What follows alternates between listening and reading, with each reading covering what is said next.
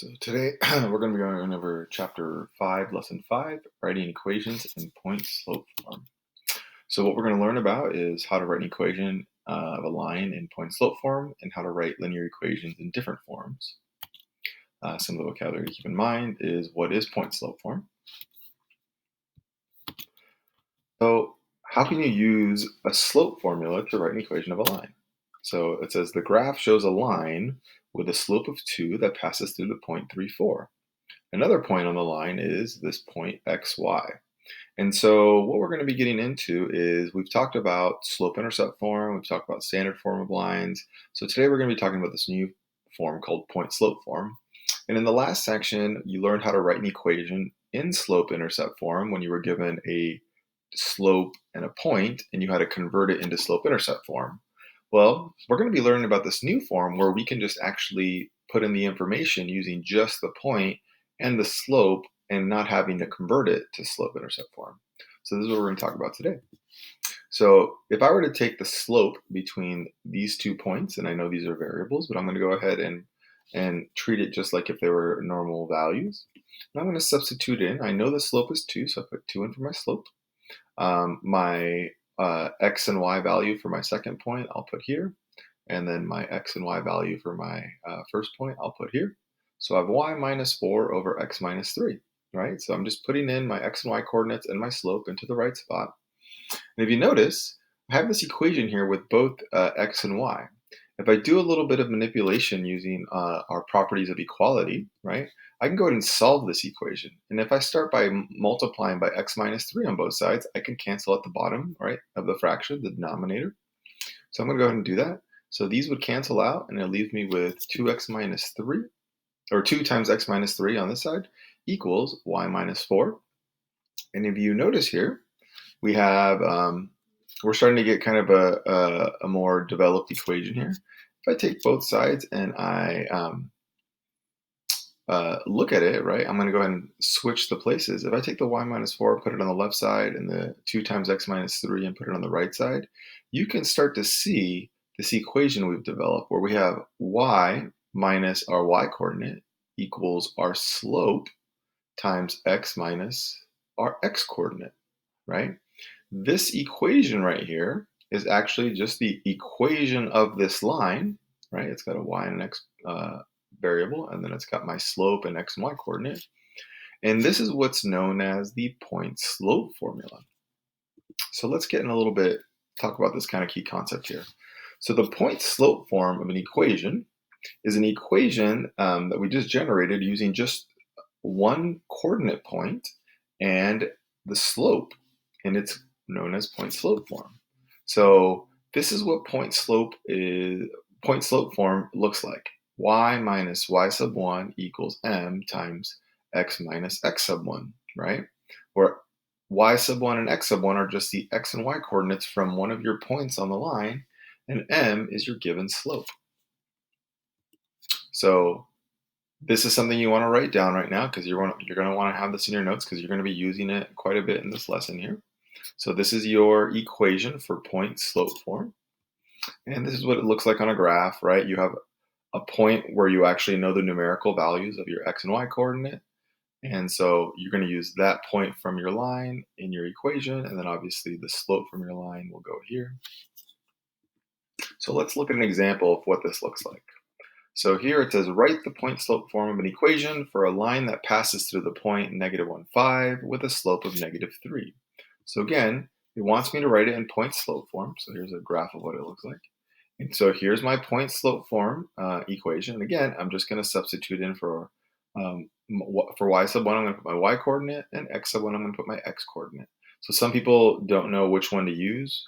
Your values that you substitute into are the ones with the subscript, right? The little numbers below. So y sub 1 and x sub 1 is where my x coordinate and my y coordinate will go. And then m, my slope, would be negative 3. So I'll substitute those values in. So I have y minus 5 equals negative 3 times x minus negative 1. So here I can kind of simplify this a little bit. So we've talked about this before, these like minus and negative. We can simplify that, right? And negative times a negative is actually just a positive. So that's really just like x plus 1 there. So really, I've simplified it now to y minus 5 equals negative 3 times quantity x plus 1. So therefore, my equation in point slope form is this equation right here. I can tell that my slope is going to be negative 3 with an x coordinate, or sorry, a y coordinate of 5 and an x coordinate of actually negative 1, because this is actually representing a double negative there, right? So now I can see my x and y coordinate and then my slope right there.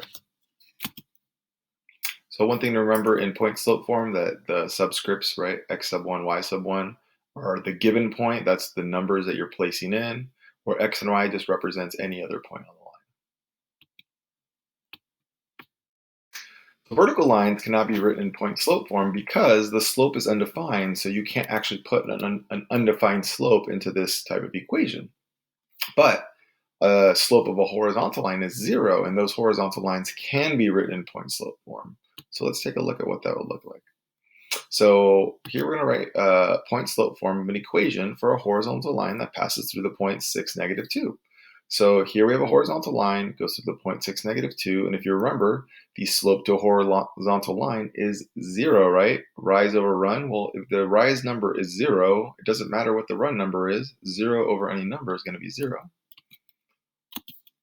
So here, I'm going to use my point slope form. I'm going to substitute in a value for my slope and my x and y coordinates. Well, my x and y coordinates I'm going to get from my point they give me. So for y sub 1, I'll put negative 2. And for x sub 1, I'll put positive 6. And then obviously my slope will be 0. And then I can go ahead and simplify, right? Negatives, those two negatives there will turn into a positive. And then 0 times anything, right? Doesn't matter what x is here. 0 times anything is just 0. So that simplifies all down to 0 there. So I have y plus 2 equals 0. Therefore, the equation in point slope form for this line would be y plus 2 equals 0. So let's go ahead and recap some of the equations that we've talked about so far, right? We've talked about different forms of linear equations. You've learned about 3 of the most common forms of linear equations. The first being slope-intercept form. That's probably the most common, right? Y equals mx plus b. You probably use that an abundant amount of times. And again, m just represents the slope, and b represents the y-intercept. We've now talked about point slope form, where again, you would use a point, right? X sub 1, y sub 1, and then your slope, right? And so the names are very indicative of what information goes into the equation and what you can read off of it, right? M is your slope, x sub 1 and y sub 1 are the given point. And the other one that we talked about was standard form. We talked about this back in chapter 4, and that was ax plus by equals c, where a and b both couldn't be 0. A had to be positive, and a, b, and c all had to be integers whose greatest common factor was 1. So let's take a look at different linear equations in point slope form and see how we can actually change what form an equation is in. So if we're given something in point slope form, we can actually change it to slope intercept form, or we could change it into standard form. So let's take a look at that. So example 3 wants us to write y plus 5 equals negative 5/4 times x minus 2 in standard form. So if you remember, this is just giving me the slope in the y coordinate and the x coordinate. I'm going to go ahead and change it into standard form, right? Ax plus by equals c. So my x term and my y term all have to be on the left-hand side. The constant, right, just the number has to be on the right-hand side. Remember, these all have to be whole numbers, and a has to be positive. So let's go ahead and start here. So if I take a look at the equation, right, here's the original equation. I first need to start off by multiplying. I can multiply each side by 4, right? Because I kind of want to get rid of this fraction because I have to have all whole numbers. So if I multiply both sides of the equation by 4, right, that's going to cancel out this denominator here, right? And it'll leave me with negative 5 times x minus 2. And over here it'll be 4 times y plus 5. And remember, I have to multiply the whole side of the equation, y plus 5, by 4. So I'm going to use the distributive property there. So 4 times y is 4y. 4 times 5 is 20. When I multiply these together, that's just going to give me negative 5. And then I'll still have this x minus 2. Some people might think that you would distribute the 4 into both of these parentheses, but you don't. It's this times this times this. So I can just multiply these together first to get that. And then now, again, I can continue to use the distributive property. So negative 5x, and then negative 5 times negative 2 is positive 10. So now I'm getting really close, right? I need to get the x and the y term on the left-hand side. First, I'm going to get rid of this 20 over here, so minus 20 on both sides. And that's going to give me 4y equals negative 5x minus 10. And so now I'm going to get this negative 5x on this side, so I got to do that by adding 5x to both sides. And then that'll leave me with 5x plus 4y equals negative 10. So now I have my x term, my y term, and my constant all in the right place. The x term is positive, right? So that's a positive 5, so that's good. And then I have to ask myself, are any of these numbers continue to be divisible by the same thing? Like, is there any number that I can divide into 5, 4, and 10? The answer is no, right? There's no number that can divide into all three of them, right? Because if I divide by something that won't make them all a whole number, then it won't work. So that is the simplest form. So the standard form of this equation would be 5x plus 4y equals negative 10. This would be the standard form of the line made by this equation. These equations represent the same line, but this is point slope form, and this is standard form. So now we're going to write an equation in slope intercept form. So again, same idea. They're giving me a equation in point slope form, but I need to write it in slope intercept form, right? I need to write it in y equals mx plus b form. So first thing I need to do is I need to get the y all by itself and then simplify everything, right? So let's go ahead and start this.